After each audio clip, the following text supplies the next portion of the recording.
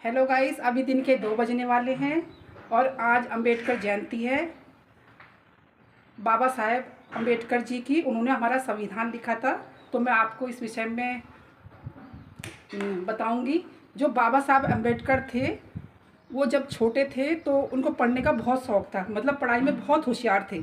तो क्या हुआ कि जब वो स्कूल में जाते थे, कि पहले के टाइम पे जैसे जो आउट एरिया होते हैं, गांव देहात के इलाके होते हैं, तो वहाँ पे जैसे उच्च वर्ग निम्न वर्ग भेदभाव करते हैं। तो जब वो स्कूल में पढ़ने जाते थे तो उनके साथ बहुत भेदभाव किया जाता था, कि मतलब उनको जैसे साथ में नहीं बैठाते थे, उनको जैसे हाथ लग छुआछूत मानते थे, कि किसी का हाथ लग जाए तो उनको मतलब वो करते थे कि साइड हो जाओ। और स्कूल में पढ़ने जाते थे तो उनको अलग बैठाया जाता था। पीने के पानी पे हाथ नहीं लगना चाहिए। तो आपस में ये सब चीज़ें उस टाइम पे ये चलती थी। तो जब बच्चा छोटा होता है तो उसके मन में ये चीज़ें चलती हैं कि हमारे साथ ऐसा क्यों होता है। तो लेकिन वो पढ़ाई में इतने होशियार थे कि जो उनके गुरु थे या शिक्षक जो भी उनको मिले, वो उनको सपोर्ट करते थे और कहते थे आप अपनी पढ़ाई में ध्यान करो। तो वो धीरे धीरे आगे बढ़ने लग गए। उसके बाद कुछ समय बाद जब वो बड़े हुए, तो उनका कहना था कि जो सब में समानता होनी चाहिए, किसी में भेदभाव नहीं होना चाहिए, सारे लोग समान होने चाहिए और किसी में भेदभाव नहीं होना चाहिए। वो अपना पहनावा भी नीले रंग का रखते थे, क्योंकि क्या कहते थे, जो आसमान है ना नीला, वो सबके लिए एक जैसा है। तो जो उनकी विचारधारा थी, उनकी सोच थी। और जो भी मैं खुद सोचती हूँ कि इंसान के कर्मों से पहचान होती है, जो अच्छे काम करते हैं। ना कि ये जात, मतलब ना कि उच्च वर्ग निम्न वर्ग इन सब चीज़ों से पहचान नहीं होती। जो भी महान काम किए, जो हम लोगों के लिए, हमारे समाज के लिए, अपने लिए, तो ये महान लोगों को हम हमेशा याद रखते हैं, क्योंकि कुछ ना कुछ हमें सीखने को मिलता है मतलब। तो उसके बाद जब वो बाहर गए, लंदन ऑफ इकोनॉमिक, वहाँ जाके उन्होंने जो 8 साल की पढ़ाई होती है ना, वो 2 साल 3 महीने में पूरी करी। वो इतने इंटेलिजेंट थे। उसके बाद वो कम्बोडिया गए, तो वहाँ भी उन्होंने शिक्षा ग्रहण करी। उनका जो अपना वो था, मतलब पुस्तक जो उन्होंने अपना बना रखा था, क्या बोलते हैं जहाँ हम बुक वगैरह पढ़ने जाते हैं, क्या बोलते हैं उसको, मुझे अभी याद नहीं आ रहा। 50,000 बुक से रखी थी उन्होंने अपने पास में। वो पढ़ाई में इतने इंटेलिजेंट थे। उसके बाद क्या हुआ कि आगे चल के उन्होंने हमारा संविधान लिखा। उन्हें कितने, मतलब काफ़ी देशों की जो एक एक मिनट, जो मैंने लिखा हुआ है किताब में, मुझे याद नहीं आ रहा। 64, उनको 64 विषयों की वो थे, मास्टर माइंड थे वो। और उनको 8-9 भाषाएं आती थी। तो उन्होंने हमारा संविधान लिखा। बाद में उसमें कई संशोधन किए गए संविधान में, सबने विचार विमर्श करके हमारा संविधान बना।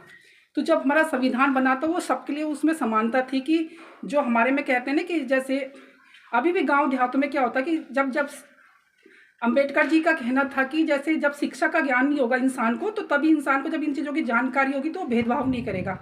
जैसे हम भी जिस समय हम गांव में पढ़ते थे, तो ऐसे ही होता था कि मतलब अलग अलग बैठाया जाता था। लेकिन जब संविधान बना तो उनको आरक्षण दिया गया, किन बच्चों के लिए छूट होगी, उनको कॉपी किताबें फ्री दी गई। और उनको आगे बढ़ाने के लिए उनकी फीस जैसे माफ़ करते थे। ये सब जो पहले की हमारी सरकार थी, उन्होंने ये सब किया कि मतलब इनको आगे बढ़ाना है, और इनके लिए मतलब उनको नौकरी में छूट दी गई। तो धीरे धीरे मतलब जो निम्न वर्ग था वो आगे बढ़ने लग गया।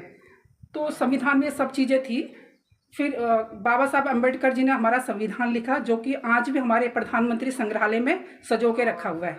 मैं जब खुद प्रधानमंत्री संग्रहालय गई थी तो मैंने पूरा संविधान पढ़ा, देखा। उसके बाद क्या हुआ कि जैसे क्या बोलते हैं, संविधान बना हमारा। फिर संविधान बनने के बाद उनका कहना था कि जब सब में समानता हो जाए ना, तो कोटा सिस्टम जो होता है, जो हम छूट मिलती है, ये हटनी चाहिए।